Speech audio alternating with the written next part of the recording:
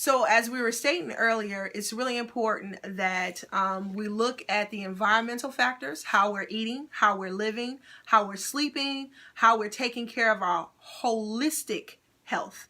Oftentimes we only use these crystals when we're in emergency. And what I was saying earlier is that, when all of that stuff is going on, then all of a sudden we want all these regimens, we want to take pills, we want to do all these things. The thing is that self-care, self-worth, and self-love has to happen, or have to happen during all of that throughout your lifespan. It's not something that you all of a sudden say, okay, I am now considering this new life. Okay, well, just keep in mind, it's just like an addict who decides to stop drinking or stop smoking. Listen, the time you put in living that lifestyle before is the time it's going to take to correct your lifestyle. So it's not going to happen overnight, is what I'm saying. So oftentimes people say, well, I've been taking these homeopathic herb regimens and remedies that y'all talking about, and it ain't helping me. Well, you also been taking medication, Tylenol every day. You literally that person, and you've been taking, all these various different medications. Yeah. You got to wait till that get out of your system before you start putting homeopathic remedies and Western medicine don't mix. Okay. So you got to choose either or. It's not both. And so when we're talking about healing and the chakra system, we're going to end on the throat chakra now, because we now need to move on. We talked about every part of the body in different ways, and you can put it all together, I'm sure, after you look at this video. But the last one we want to talk about is the throat chakra, which is lapis lazuli. I love this thing right here. That's lapis lazuli. Okay. This is your knowledge center. This is where you speak the words of God. This is where God speaks to you, and this is, they always say, when I was growing up, people used to be like, watch your mouthpiece. And it was almost like, if you came into somebody and said something crazy, they'd be like, watch your mouthpiece. You need to learn how to talk to somebody. Yeah. And it was their way of saying to you in a different way, be mindful of what you say, because it will come back to haunt you. That's basically what it was saying. Or I'm going to check you and pop you. That was the other thing they were saying. But lapis lazuli, if you're having issues with your throat, if you're having issues with speaking truth, if you're having issues with gaining knowledge, this would be the tool to use. And it's a very beautiful stone. It is a stone that is not as rare as it used to be. You can pretty much find it. But to find it like with more blue tinge is kind of hard to find. And it's just a beautiful stone to keep you clear of saying things that you will later regret. Okay. And so lapis lazuli will help you with that, and speaking the truth. Wow. The saying, my word is my bond. You want your word to be your bond. You want your word alone to be able to stand alone. Sometimes everything shouldn't have to be in writing, even though we live in a society now where we got to write stuff down to make sure people own up to their word. But it was a time when your word was your bond. Truly. So think about that when you think about your throat chakra, because you're speaking, as Mama Nia said, the words of God. Yeah, because you are the child of God, right? I mean, the concept, you're the child of God, so you're supposed to speak the words of God. We're human. We get that. We all, say things, curse out our children. Yikes. But they get it every now and then. And then we have to come back and apologize. But, we're human. I tell you one thing that I have learned about this journey called life. And this journey of using healing modalities and various different things and having all this science and knowledge in my head is that I am not impervious to correction. Okay? I'm human. I make mistakes, and it's okay to be corrected. And it's okay to be challenged. I do not claim to know everything. I know a lot of things, but I don't know everything. And so we are also in this journey still learning about some of these crystals, because new crystals are coming up, and people are creating new books with more information. Right. So we are learning as well. So I highly encourage you to do the research, the studying. Before I go to some books that you can use, I want to show you one more I was looking for. Oh, my favorite. This is my baby. I carry this because this is a major aura cleaner. and it will get rid of any negativity that's in the space or room. And it's used specifically for that. This is called the tourmaline wand. All right. I'm gonna say that again. Tourmaline wand. Stop. But it literally cleanses everything. And if you can, I might even be creating an aura while you're watching this. But it literally cleanses. Swing some my way. Yeah, see, I was about to get Tanya in this whole thing. There we go. It literally takes away negativity and energy. I keep this on my desk at work, and I tell you, when people see it, the first thing they want to touch. What's that? I want to touch it. And it's okay. I let them touch it because it's a cleanser. It's not going to bother me any. This is going to take all that negative stuff away from you. So it's a good thing I carry it with me. I keep it in my backpack. I forgot that Beyonce saying about she has some bags. She keeps hot sauce in her bag. Oh, yeah. She keeps hot bag swag or something like that. I forgot to say. Anyway, my girls make fun of me because I'm the girl that keeps sage in her bag, and that's my my swag. Okay, sage, tourmaline, and some holy bath on a regular basis. Because I ain't messing with y'all people in this world. So you never know when you're gonna need it. You never know. And a white cloth somewhere. So I keep stuff around just in case things get ugly. I gotta have this. Okay, so we're going to share with you a couple of books that I think will help you on your journey in discovering how to holistically heal and use alternative healing modalities, such as crystals, healthy eating, healthy living, how the crystals in it are in combination with your destiny reading and your clans and or your astrological charts. So this is one of the crystal books. It is one of my favorites. I'm going to make sure you get it up there. And can you see that? Yes, that's the title. This book is probably one of the older books about many of the crystals. It's like an Eden book, one of those health of Eden books or something like that of crystals. So this is a great book to have. If you want a quick, come back in the camera, don't worry. If you want a quick read and you need something to carry around, I tend to have the Crystal Bible. Now, this is not as comprehensive as the one I just showed you. However, it's a quick read and a good carry around. If you are beginning to look at health and nutrition and you want to use homeopathic remedies, you want to look at ways to heal yourself, you want to find out how it can help you, you want to know its good and bad side effects. Yeah. This book right here, let me tell you, no real spiritual person, and I said that, yes I did, spiritual people, and I say what they say, conscious people tend to keep this book around. You ain't gonna go nowhere without this book right here. And it's a very great household necessity. You should always have this book handy to deal with some homeopathic ways and some natural ways to deal with healing the body. Wow, this is a really good book as you were thumbing through it. I'm seeing Lyme disease, gastro, I can't even say that. Gastroenteritis. See? No, I was reading that other big one. Cephalgo something. Okay. Reflex. Esophageal. Okay. Yeah. Reflux. But it tells you what herbs to use, some contraindications to certain medications and things like that. So it's a very good resource book to keep in your home. Yes. Okay.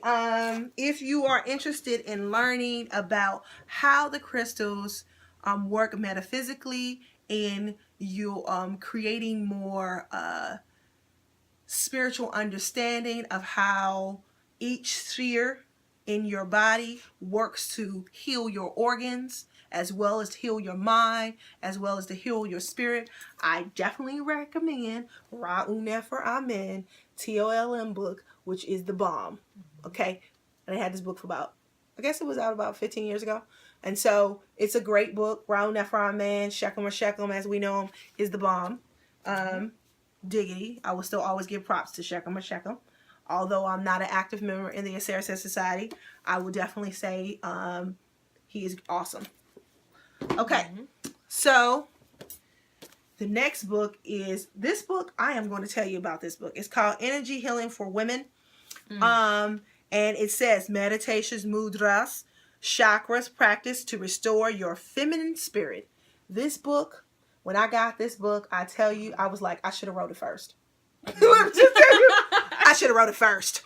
It is a great book on telling you how to use there's a little letter from my daughter in the book. It's a great book on telling you how to use your reflexology, your literally use specific hand gestures to heal the body. It teaches you, which is the mudras. It teaches you how to heal the chakras. It teaches you what foods you should eat. It teaches you dance movements. This book is a bomb. That one right there, again, is a great book. Okay. We may not get through all these books. I got about like 10 over here, but more like 20. I'm going to say, let's see. Yes, I'm in front of the camera with my head down, but y'all understand. This book here. Okay. So, I'm going to be nice. Oh, here's the author too. I'm going to let you see that. Okay. Now, I'm going to be nice. Okay. This is Western way of explaining our metaphysical sciences. Okay. Like stuff like called, what is it called? Mindfulness meditation. Okay. Let's stop playing games. Right. Mindfulness is a form of meditation.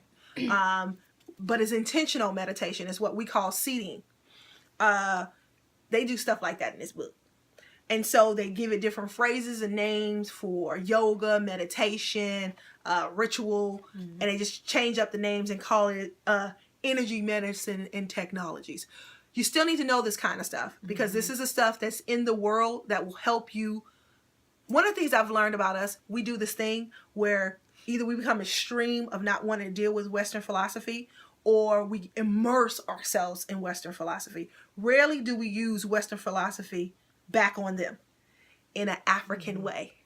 So I'm saying learn their sciences, know your sciences, and bring it back to them.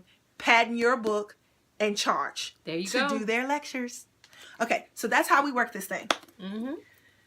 Next, this is a great book, I feel, to understand color theory.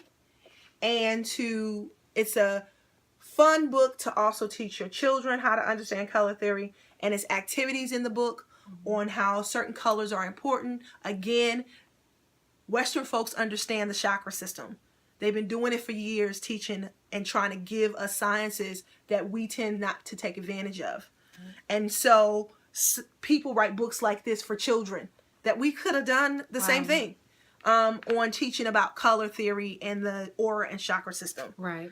And those of you who really know this information, I really encourage you to start writing these books. Yes. And doing the lectures because we need that information out here. It's a lot of other stuff right now popping off on YouTube and things like that. Yep. But we need things that build us, that make us healthy in mind, body, and spirit. Okay. I know you guys, and those who are into the metaphysical sciences are familiar with empowering your indigo child, or what an indigo child, star child, all those kind of children are. And I highly suggest, there's the author, I highly suggest for those who believe that their children tap into the ancestral veil or the angelic veil and higher. And they see things, or the children say things that are very, very high functioning on the spiritual side. Or they'll tell you that someone's getting ready to die and they know all this information about them. Children who can go into trance very easily. Children who tend to be very intelligent. Children who tend to vibe closer to vibrational energy, and they're always like fluid like children, and they can easily become receptive to other people's energy. This is a book that you want to read. I have at least 2 indigo children, and it helped me put a better lens on it. One of the things that this book does is really approach the ADHD phenomena. And it talks about how our children are labeled with that disorder a lot of times. And they're really indigo children. And so I think this is a great book to kind of look at. And the last book I'm going to do, or 2, You definitely do that in the spirit. Oh, So, yeah. The last 3 books, Tanya said I need to do one. Okay, so the other day you guys went to a feng shui class or learned about feng shui. And the Bagua map and things of that nature. This is probably my favorite book in learning about feng shui.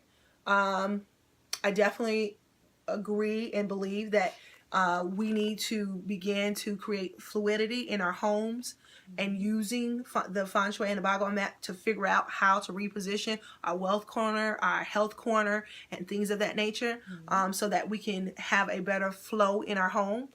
So learn more about feng shui. And the creative visualization with color.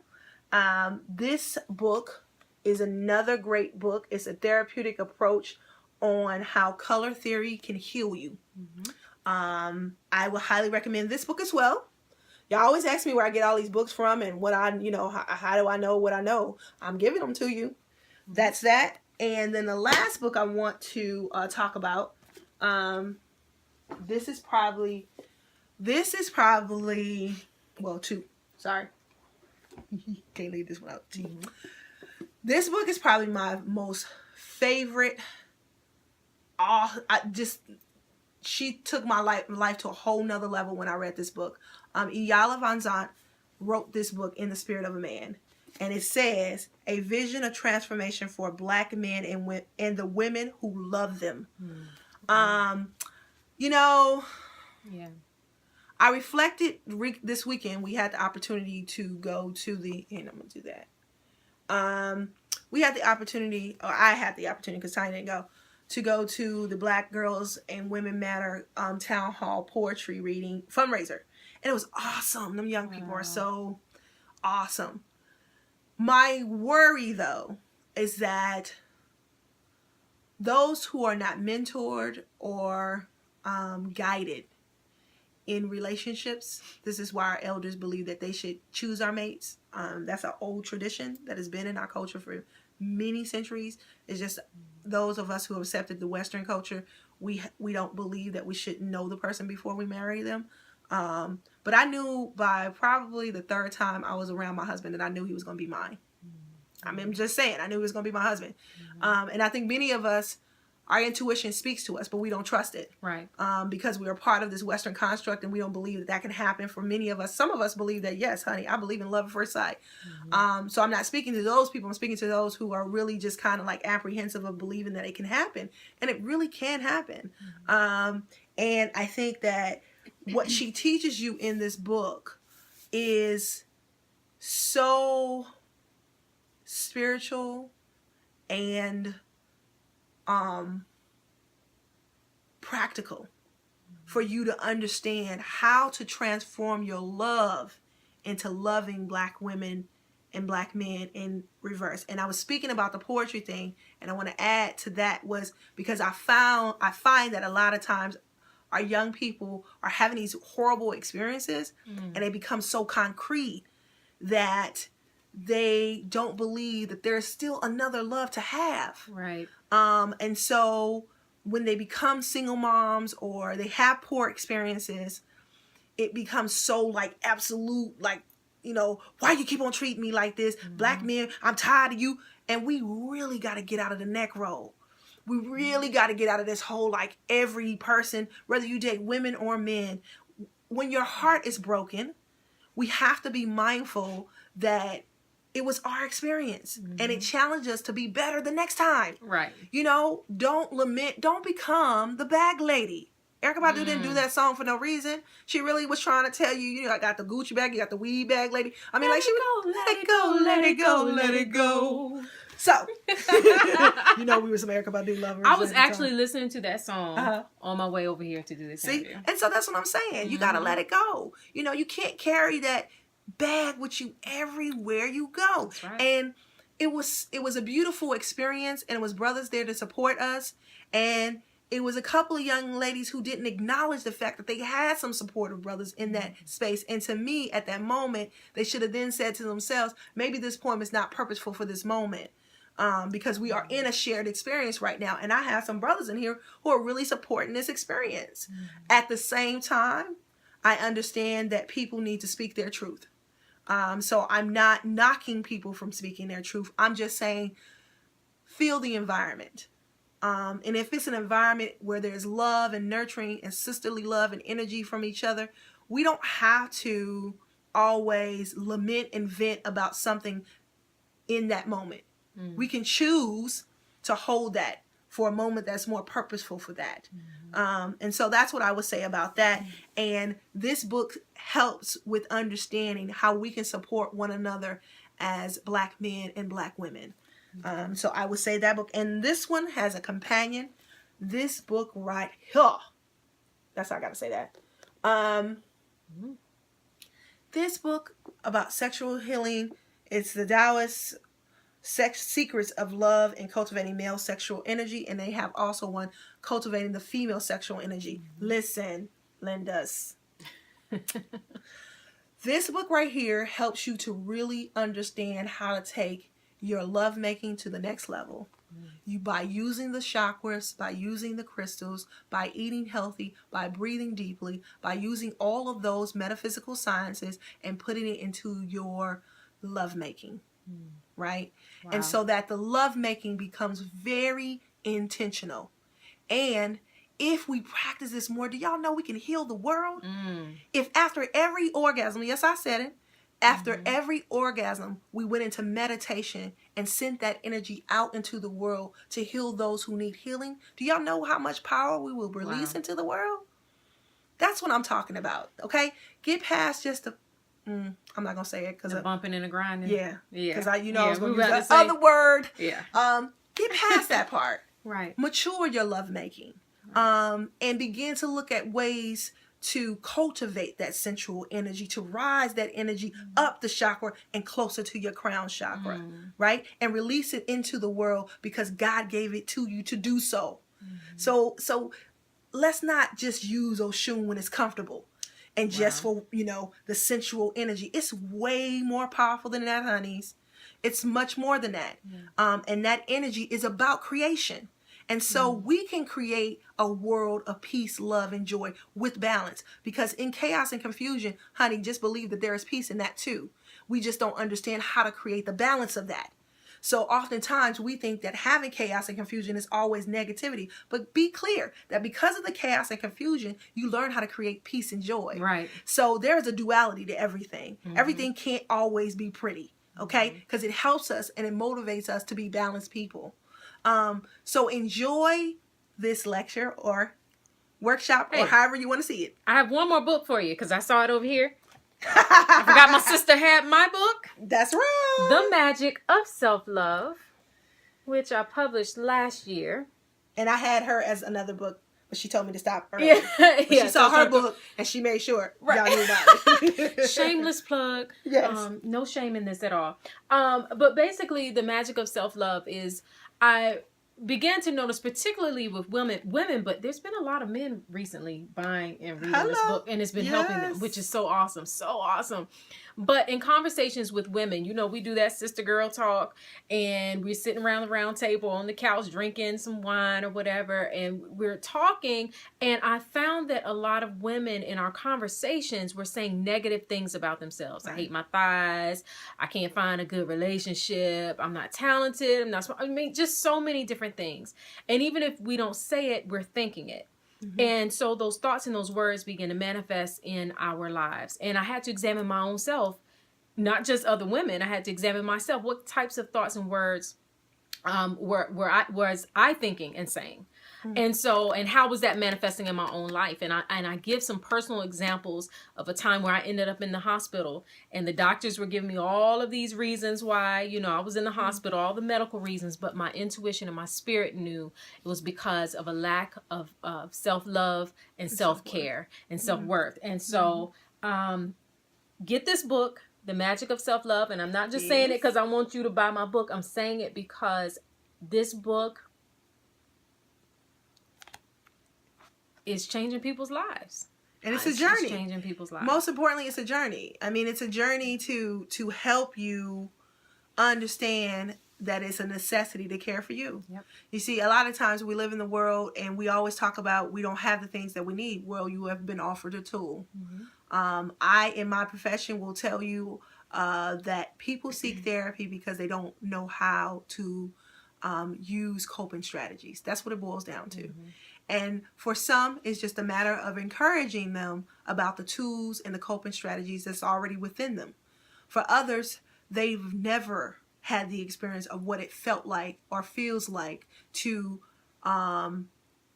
know how to access a coping strategy, because for most of their life, they have always picked up something, i.e. coffee, i.e. alcohol, i.e. marijuana, and that's been their coping strategy. So they never learn tools. I.e. a man, i.e. a woman. That's right.